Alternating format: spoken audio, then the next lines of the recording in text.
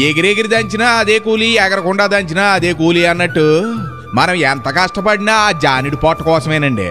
కానీ మన జానిడి పొట్ట కాంత బారెడి చేసి అసలు ప్రశాంతత లేకుండానే చేసేసుకుంటున్నామండి బాబు.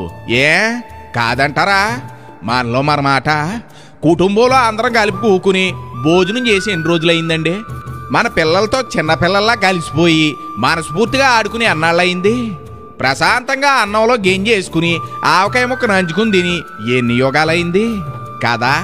ఇప్పుడు చెప్పండి, మనం కాలంతో పరిగెడుతున్నావా పారిపోతున్నావా అని? యాండి మన చిన్నప్పుడు మీకు గుర్తుందా? కాలం మనతో నడిచేదండి.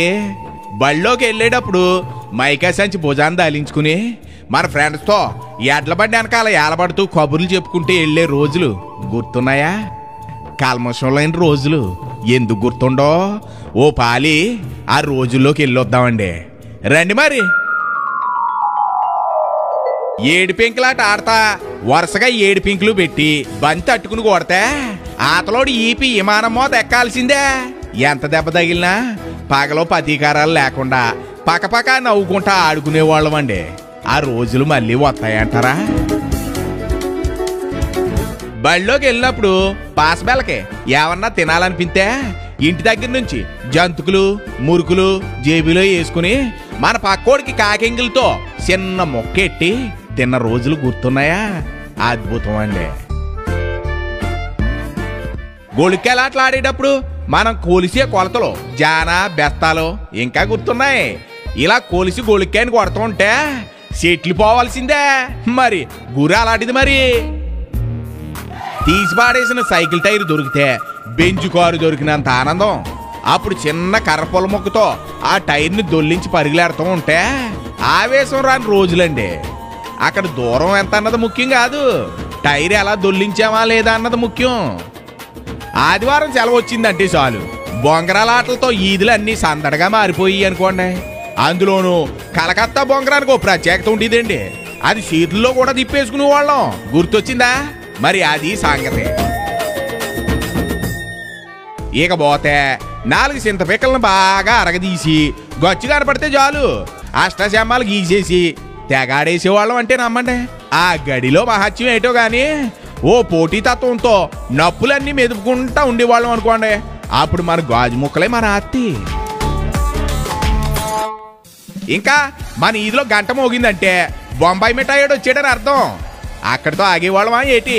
వెంటనే వెళ్ళిపోయి వాసీలు ఉంగరాలు గులాబీ పూలు బొంబాయి మిఠాయితో చేయించుకుని చేతికి పెడతా ఉంటే నిజంగా బంగారంతో చేసిన వాటిలాగా చూసుకుంటా మురిసిపోతా తినేసేవాళ్ళం అంటే నమ్మండి. ఇక గూటి బిళ్ళగాడికి వస్తే ఆట ఆడటం మొదలెట్టామంటే కోట్టలోకి బిళ్ళ 10 లాలాలు అవతల పడాల్సిందే. అందులో ఏమాత్రం తగ్గేవాళ్ళం కాదండి బాబు.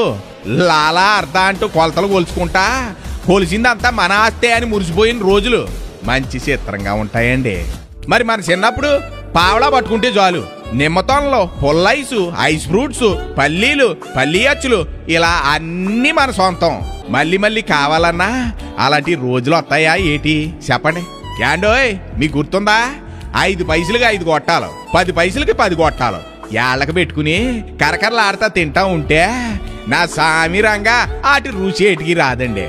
గొట్టాలా మజాకనా? మరి ఆ రోజుల్లో సైకిల్ నేర్చుకోవడం అంటే పెద్ద పనేనండి. అదేంటో దెబ్బ తగిలితే కానీ నీకు సైకిల్ రాదు రోయ్ అనేవారు. అలాగే దెబ్బ తగిలిది సైకిల్ వచ్చేది. ఎక్కడున్నా గోడకి సైకిల్ జారేస్తే చాలు జుమ్మున వేసుకుని వెళ్ళిపోయేవాళ్ళం.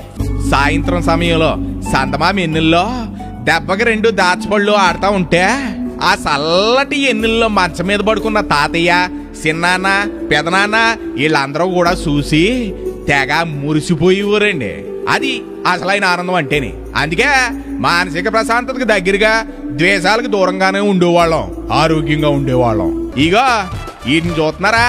వీటి పేరు మర్చిపోయాను గాని గిరగిరగిరగిరగిరగిర తిప్పిలు ఆగుతూ ఉంటే సుర్రు సుర్రు సుర్రుమని విష్ణుమూర్తి చేతిలో సుదర్శన చక్రం లాగా తెగ తిరిగేసేదండి. అలా తిప్పి తిప్పి తిప్పి లాస్ట్ కి నోట్లో ఎట్టుకుని చప్పలంతా ఇంటికి వచ్చేసేవాళ్ళం. ఆ బిళ్ళ పేరు పెప్పర్మెంట్ బిళ్ళ అనుకుంటాను.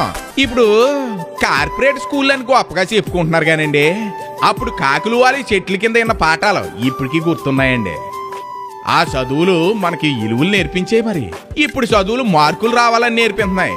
ఆ రోజులేరండి. అప్పటి రోజుల్లో 1 పైసా, 2 పైసలు, 3 పైసలు, 5 పైసలు, 10 పైసలు, 20 పైసలు ఇవి ఉంటే చాలు మనం లక్షాధికారి అయిపోయినట్టు ఫీల్ అయిపోయి తెగ ఆనందించేసి వాళ్ళం. ఎందుకంటే మన చేతి నిండా అన్ని బిళ్ళలో అచ్చులు బిస్కెట్లు వచ్చి. మరి అప్పుడు అయ్యే గొప్ప. ఎప్పుడన్నా పాట పాడాలనుకుంటే మనం టేప్ రికార్డ్ ఆన్ చేసి అందులో క్యాసెట్ ఎట్టి పాటలు వినేవాళ్ళం కదా.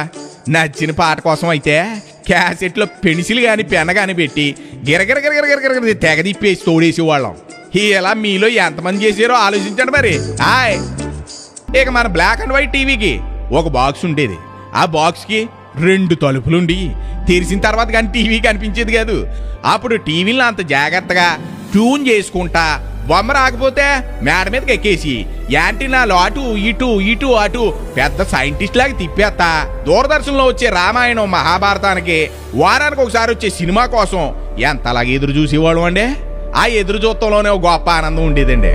యాసవకాలం వచ్చిందంటే షేలోకి వెళ్ళి ముంజిగాయలు కడుపు నిండా తినేసి బ్రేవుమని దేంచి ఆటితో బండి చేసుకుని దాన్ని ఈదుల్లో దొర్లించుకుంటా నిజంగా కారులో వచ్చినంత ఫీలింగు ఈదులన్నీ తెగ తిరిగేసేవాళ్ళం అంటే నమ్మండి. మీరు చేయించుకున్నారా ముంజిగాయలు బండి?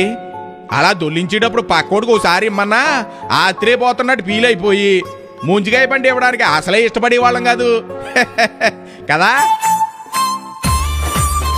ఇక మన అమ్మమ్మ గారు ఊరు వెళ్ళాలన్నా నానమ్మగారి ఇంటికి వెళ్ళాలన్నా రైలు బండి మీద వెళ్ళడం అంటే అబ్బో ఎంత ఇష్టమో.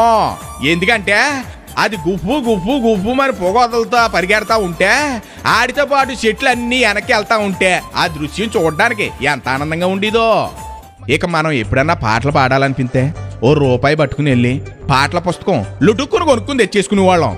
నిజంగా మన స్కూల్ బుక్స్తో పాటు వాటికి అంత ప్రత్యేక స్థానం కూడా ఉండేది. మరి ఇక దీపావళి పండగ అంటారా ₹5 ఎట్టి తుపాకీ కొనుక్కుని అందులో 10 పైసలు ఎట్టి టేపులు కొనుక్కుని పేలుస్తూ ఉంటే మనమే నిజమైన పోలీస్ ఆఫీసర్లాగా ఫీల్ అయిపోయి ఆనందించిన క్షణాలు మా గొప్పయండి. ఇలా చెప్పుకుంటా పోతే ఎన్నో జ్ఞాపకాలు అన్నీ పదిలం. ఏండోయ్ ఏటి ఫ్లాష్ బ్యాకింగ్ లోకి వెళ్ళిపోయారా? ఇదిగో అప్పుడప్పుడు ఇలాంటివి గుర్తు చేసుకుంటేనే మనసుకి ఆనందం ఉంటది. మరి ఇక ఉంటానండి. మీ గోదావరి కిట్టయ్య. నమస్కారాలు.